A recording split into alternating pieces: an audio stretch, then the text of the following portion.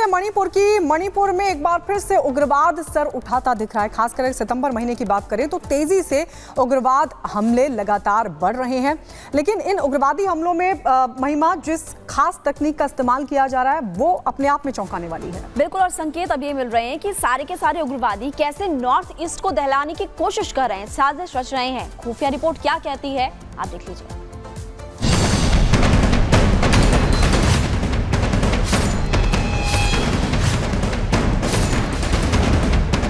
मणिपुर में फिर फन फैला रहा उग्रवाद। मणिपुर के पूर्व सीएम का घर रॉकेट हमला। हिंसा की आग में कब तक जलेगा मणिपुर?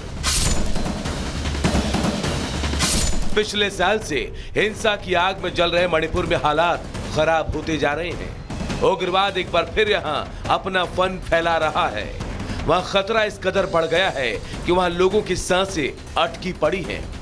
उग्रवादी अब वहां हमले में बेहद हाईफाई तकनीक का सहारा ले रहे हैं और वो उग्रवादी हमले में बेहद अत्याधुनिक और खतरनाक हथियारों का इस्तेमाल कर रहे हैं। जी हां, अभी चंद रोज पहले ही वहां उग्रवादियों ने इम्फाल में हमले के लिए ड्रोन का इस्तेमाल किया था और अब उग्रवादियों ने वहां रॉकेट से हमला करके पुलिस और सुरक्षा बलों को चौंका दिया है। हैरानी ये है कि बेखौफ उग्रवादियों ने इस बार हमला वहां के पूर्व सीएम कोइरेंग के घर पर किया। जानकारी के मुताबिक उग्रवादियों के इस हमले में एक बुजुर्ग की मौत हो गई जबकि 5 लोग घायल हो गए हैं। जानकारी के मुताबिक उग्रवादियों ने हमला बीते रोज दोपहर करीब 3 बजे किया। बिष्णुपुर जिले में आज दूसरा रॉकेट लॉन्च किया गया है। दूसरा रॉकेट का भी विस्फोट यहाँ पर कुछ ही देर पहले हुआ है। करीब 3:30 बजे यहाँ पर आकर के दूसरा रॉकेट जो पहाड़ से के फायर किया गया था वो यहाँ पर आकर के गिरा। ये घर है, ये पुराना घर है, पुश्तैनी घर है मणिपुर के पूर्व मुख्यमंत्री एम कोइरेंग सिंह का और उन्हीं के घर के आंगन में आकर के ये रॉकेट गिरा। रॉकेट के इम्पैक्ट एरिया में इम्पैक्ट क्रेटर जो यहाँ पर बना है उसमें साफ जाहिर है कितना भारी रॉकेट था ये और कितना तबाही मचाने के काबिल था। आपको बता दें कि उग्रवादी बीते कुछ दिनों के दौरान जिस तरह के हथियारों का इस्तेमाल कर रहे हैं उसे लेकर पहले इस बात की आशंका जाहिर की जा चुकी है कि उग्रवादियों को विदेशी मदद मिल रही है, क्योंकि मणिपुर में बीते साल से 2 समुदायों के बीच टकराव की खबर जरूर आई, लेकिन अचानक ही वहां सितंबर के शुरुआत से ही ऐसे संकेत मिल रहे हैं जिससे उग्रवाद का खतरा सिर उठाता दिख रहा है। मणिपुर में उग्रवाद का खतरा बढ़ा। 1 से 3 सितंबर के बीच 2 ड्रोन हमले हुए। शुक्रवार को पूर्व सीएम का घर पर हमले में रॉकेट का इस्तेमाल हुआ। उग्रवादी हमले में 1 की मौत, 5 घायल। शुक्रवार को पूर्व सीएम के घर पर किए गए इस रॉकेट हमले में गनीमत ये रही कि उग्रवादियों का निशाना सटीक नहीं था, वरना इस हमले के चपेट में आकर नुकसान ज्यादा हो सकता था। जानकारी के मुताबिक उग्रवादियों का छोड़ा गया रॉकेट जिस जगह को हिट करने पहुंचा था वहां से महज कुछ ही दूरी पर असम राइफल्स का कैंप भी था और 500 मीटर की दूरी पर INA मेमोरियल। ऐसे में अंदाजा लगाया जा सकता है कि उग्रवादी हमले का असर कितना भयानक हो सकता था।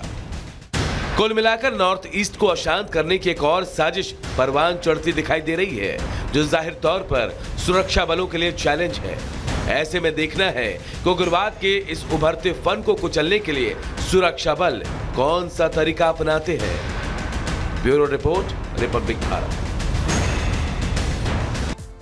खबरों में आगे बढ़ते हैं, बात करेंगे वाराणसी की, क्योंकि वाराणसी में एक और विवाद, एक और मामला ऐसा सामने आया जहां पर सैकड़ों साल पहले जो मंदिर उनको तोड़ा गया था और वहां पर मस्जिद बनाई गई थी। बिल्कुल, अभी ज्ञानवापी का मामला सुप्रीम कोर्ट में ही चल रहा है कि अब कृति बागेश्वर मंदिर का मामला कोर्ट जा पहुंचा है और दावा यह किया जा रहा है कि मुगल काल में औरंगजेब ने इसको तोड़कर मस्जिद बनाई थी। रिपोर्ट आपको दिखाते हैं।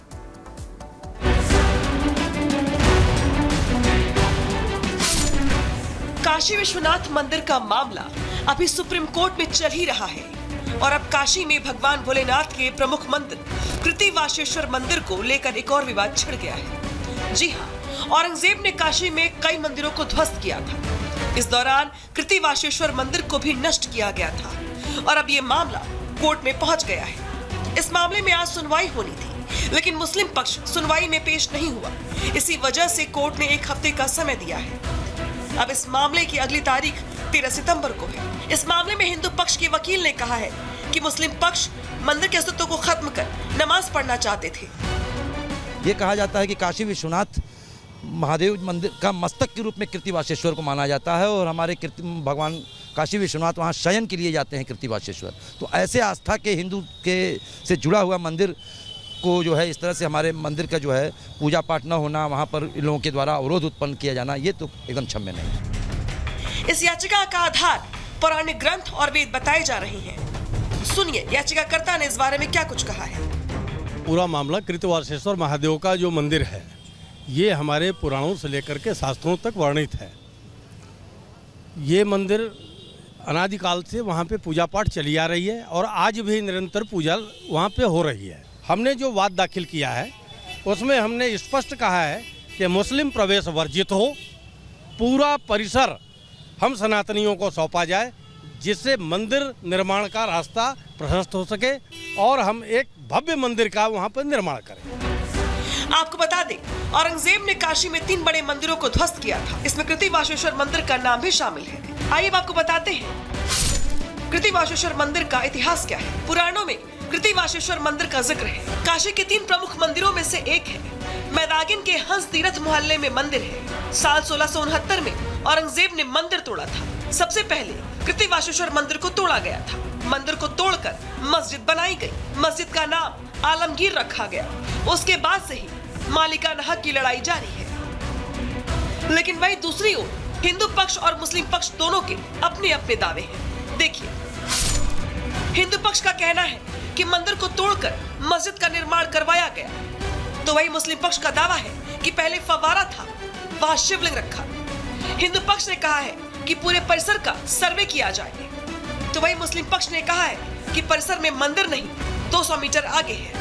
तो वही हिंदू पक्ष ने नया दावा किया है और कहा है कि दीवारों पर सनातन के निशान है। तो वही मुस्लिम पक्ष का दावा है शिवलिंग की पूजा से ऐतराज है। हालांकि ये पूरा मामला अब न्यायालय में है और सबकी उम्मीद अगली सुनवाई पर है। देखने वाली बात ये होगी कि काशी विश्वनाथ के बाद अब कृतिवासेश्वर मंदिर पर छिड़ा विवाद कब और कहां जाकर खत्म होगा।